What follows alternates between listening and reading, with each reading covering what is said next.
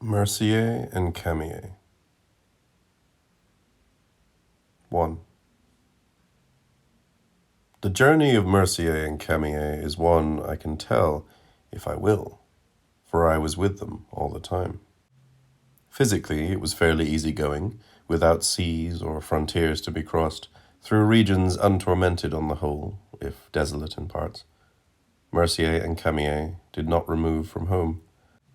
They had that great good fortune. They did not have to face, with greater or less success, outlandish ways, tongues, laws, skies, foods, in surroundings little resembling those to which first childhood, then boyhood, then manhood had inured them.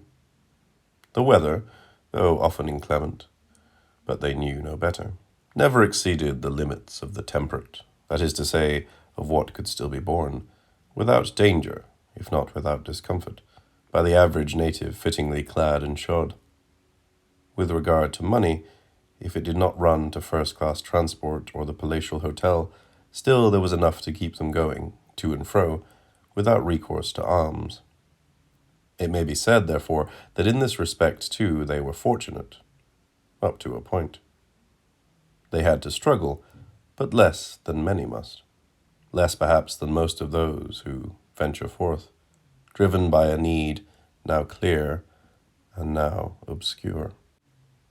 They had consulted together at length before embarking on this journey, weighing with all the calm at their command what benefits they might hope from it, what ills apprehend, maintaining turn-about the dark side and the rosy. The only certitude they gained from these debates was that of not lightly launching out into the unknown. Camier was first to arrive at the appointed place. That is to say that on his arrival, Mercier was not there. In reality, Mercier had forestalled him by a good 10 minutes. Not Camier, then, but Mercier was first to arrive.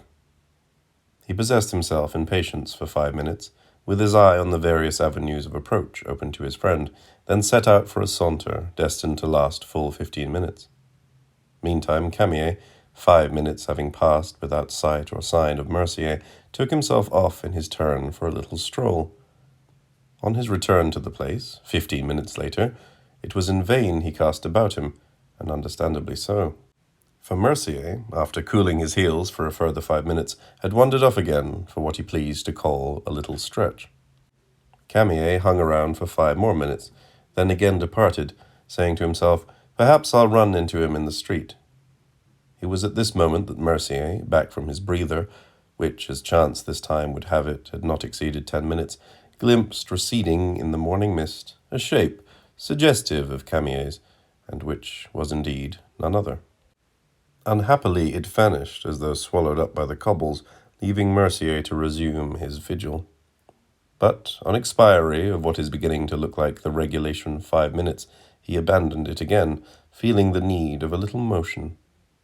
Their joy was thus, for an instant, unbounded, Mercier's joy and Camier's joy, when, after 5 and 10 minutes respectively of uneasy prowl, debouching simultaneously on the square, they found themselves face to face for the first time since the evening before. The time was 9:50 in the morning. In other words, Mercier, arriving 9:05, departing 9:10, arriving 9:25, departing 9:30, arriving 9:40, departing 9:45, arriving 9:50. Camier, arriving 9:15, departing 9:20, arriving 9:35, departing 9:40, arriving 9:50. What stink of artifice! They were still in each other's arms when the rain began to fall, with quite oriental abruptness. They made, therefore, with all speed to the shelter which, in the form of a pagoda, had been erected here as protection from the rain and other inclemencies, in a word, from the weather. Shadowy and abounding in nooks and crannies, it was a friend to lovers also, and to the aged of either sex. Into this refuge, at the same instant as our heroes, bounded a dog, followed shortly by a second. Mercier and Camier, irresolute, exchanged a look. They had not finished in each other's arms, and yet felt awkward about resuming. The dogs, for their part, were already copulating, with the utmost naturalness. The place where they now found themselves, where they had agreed, not without pains, that they should meet, was not properly speaking a square, but rather a small public garden at the heart of a tangle of streets and lanes. It displayed the usual shrubberies, flower beds, pools, fountains, statues, lawns, and benches in strangulating profusion. It had something of the maze, irksome to perambulate, difficult of egress, for one not in its secrets. Entry was, of course, the simplest thing in the world.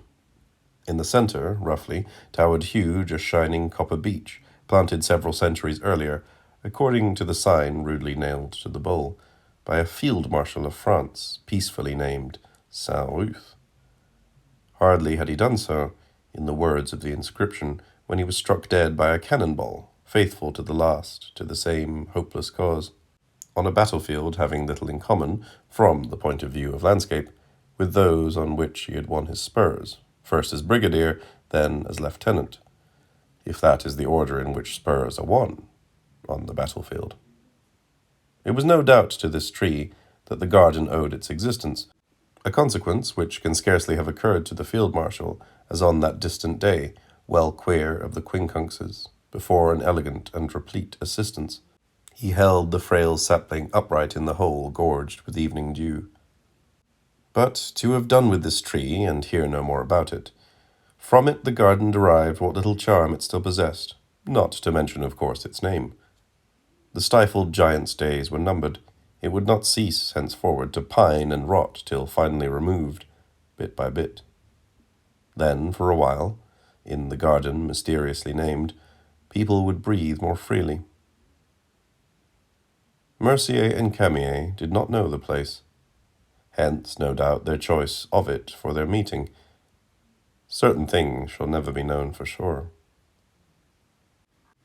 Through the orange panes, the rain to them seemed golden, and brought back memories, determined by the hazard of their excursions, to the one of Rome, of Naples to the other, mutually unavowed, and with a feeling akin to shame.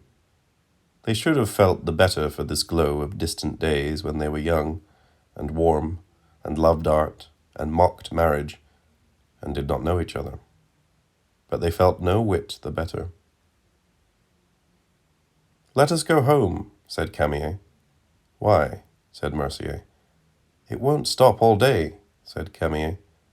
"Long or short? 'Tis but a shower," said Mercier. "I can't stand there doing nothing," said Camier. "Then let us sit," said Mercier. "Worse still," said Camier. "Then let us walk up and down," said Mercier. "Yes, arm in arm, let us pace to and fro. There is not much room, but there might be even less. Lay down our umbrella. There, help me off with our knapsack. So. Thanks. And off we go." Camier submitted. Every now and then the sky lightened and the rain abated. Then they would halt before the door.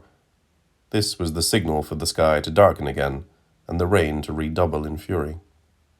"Don't look," said Mercier. "The sound is enough," said Camier. "True," said Mercier. After a moment of silence, Mercier said, "The dogs don't trouble you?" "Why does he not withdraw?" said Camier. "He cannot," said Mercier. "Why?" said Camier. "One of nature's little gadgets," said Mercier, "no doubt to make insemination double sure." "They begin astraddle," said Camier, "and finish arcy-versy." "What would you?" said Mercier. "The ecstasy is past. They yearn to part, to go and piss against a post or eat a morsel of shit, but cannot. So they turn their backs on each other.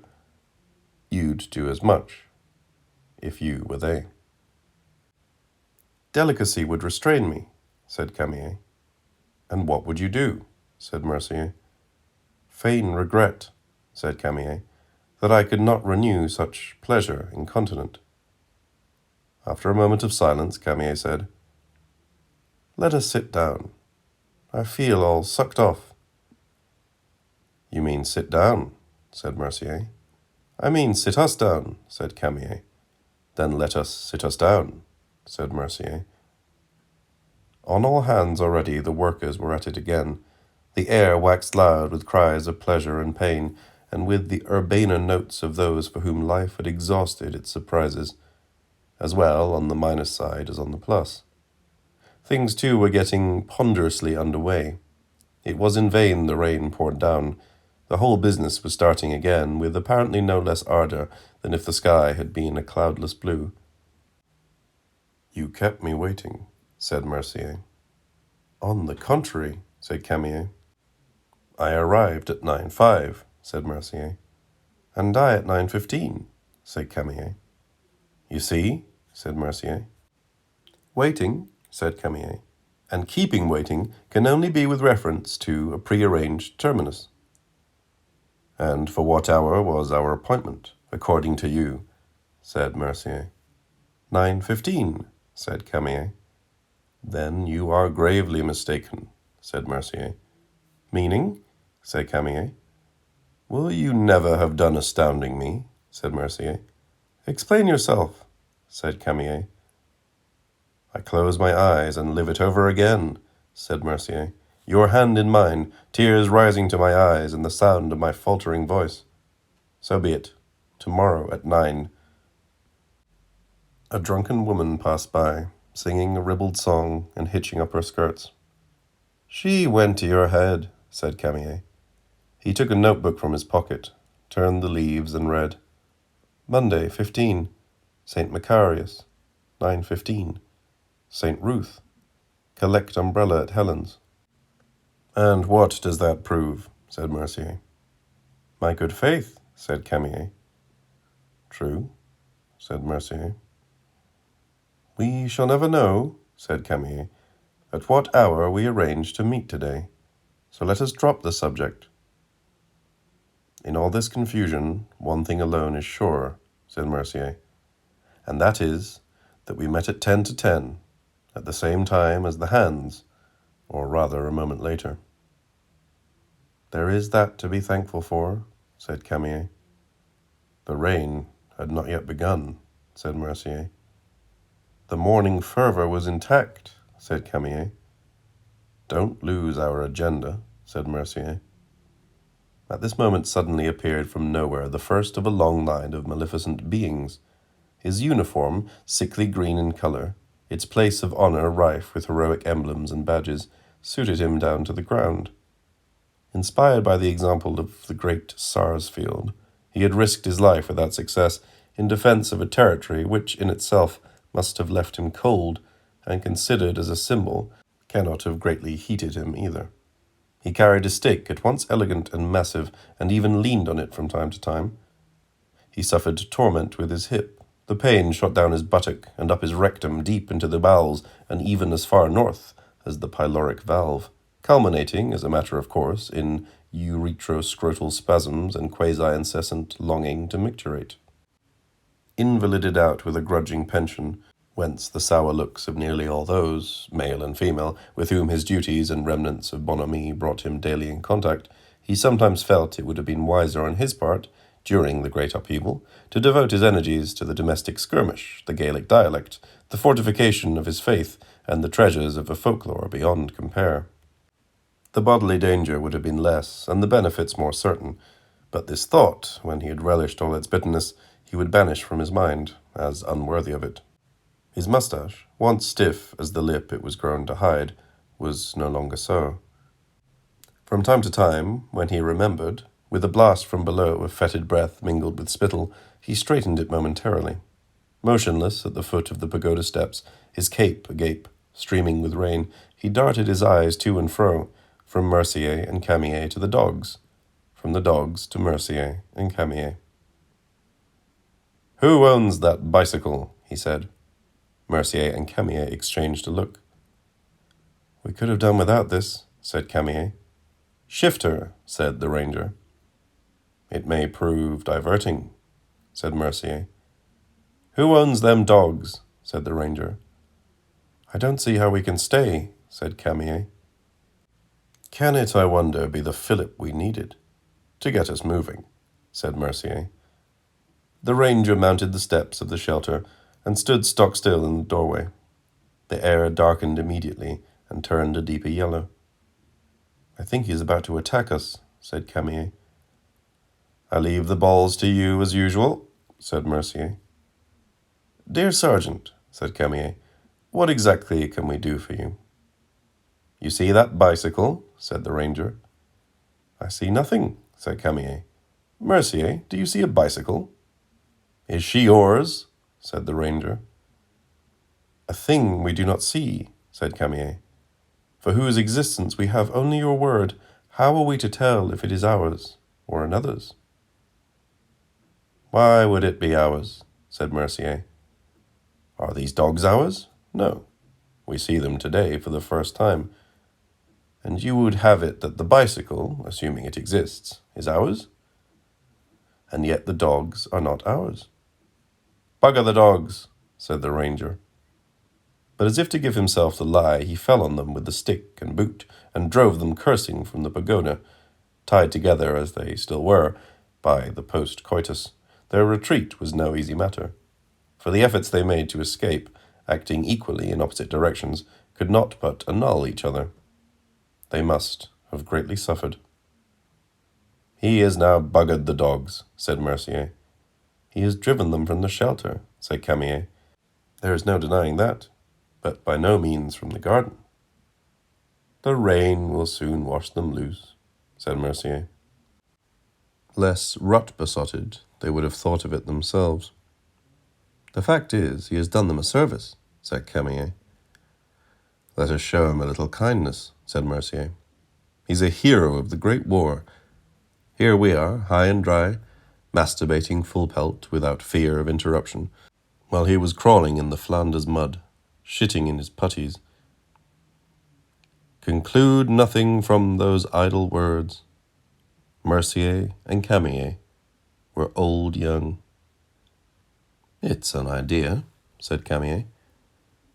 Will you look at that clatter of decorations, said Mercier. Do you realize the gallons of diarrhea that represents? Darkly, said Camier, as only one so costive can. Let us suppose this alleged bicycle is ours, said Mercier. Where lies the harm? A truce to dissembling, said Camier. It is ours. Shift her out of here, said the ranger. The day has dawned at last, said Camier, after years of shilly-shally. When we must go, we know not whither, perhaps never to return alive. We are simply waiting for the day to lift, then full speed ahead. Try and understand. What is more, said Mercier, we have still thought to take before it is too late. Thought to take, said Camier. Those were my words, said Mercier. I thought all thought was taken, said Camier, and all in order. All is not, said Mercier. Will you shift her or won't you? Said the ranger. Are you venal, said Mercier, since you are deaf to reason?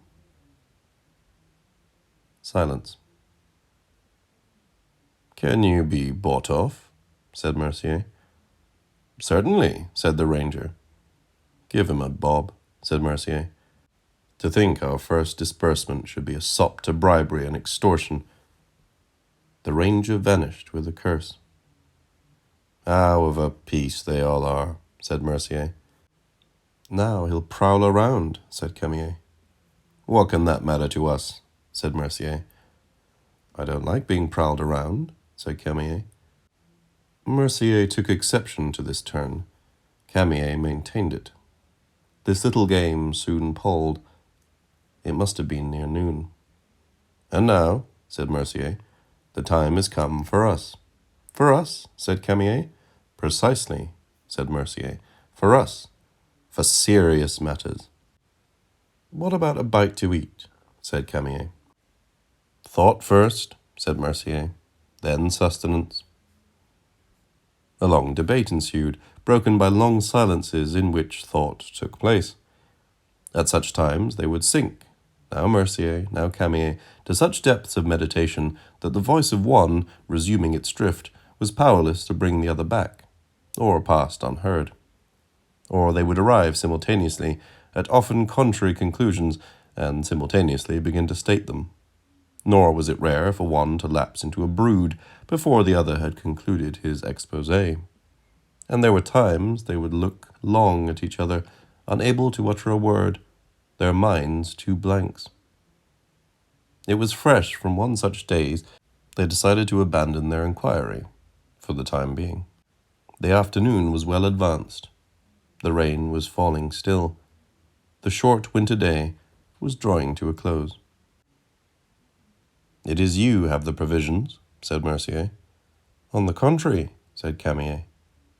"True," said Mercier. "My hunger is gone," said Camier.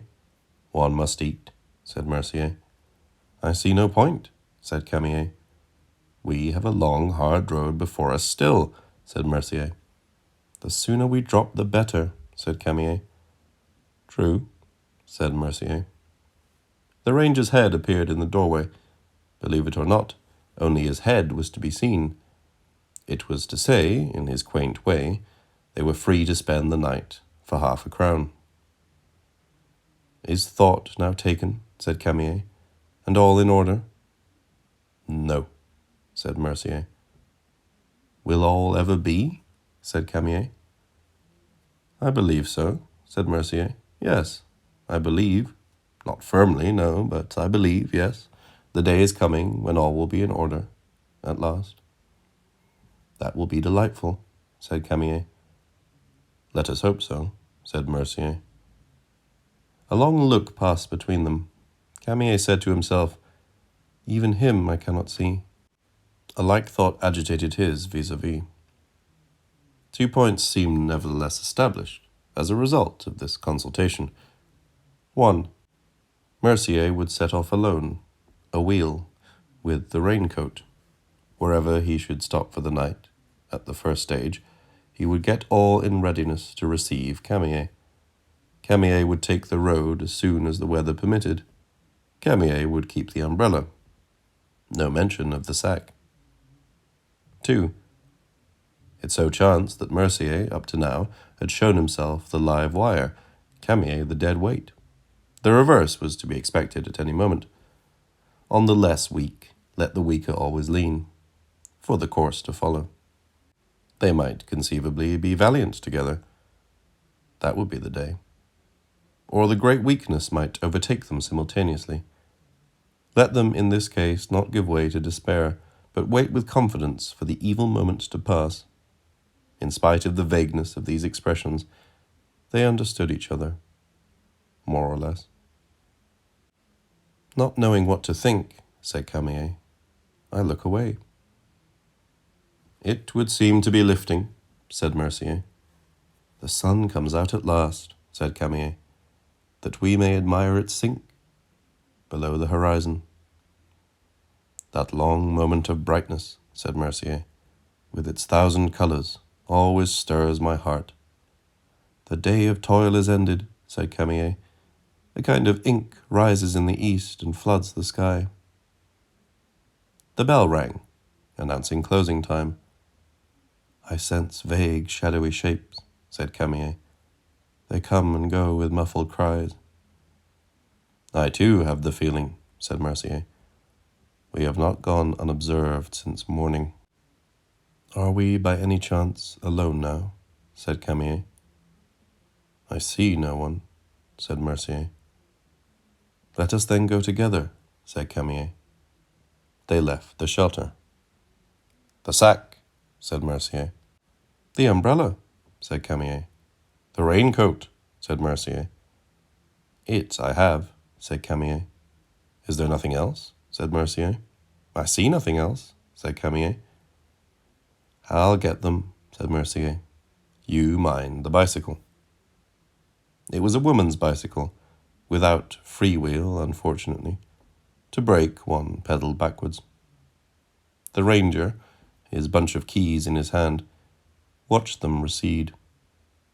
Mercier held the handlebar, Camier the saddle. The pedals rose and fell. He cursed them on their way.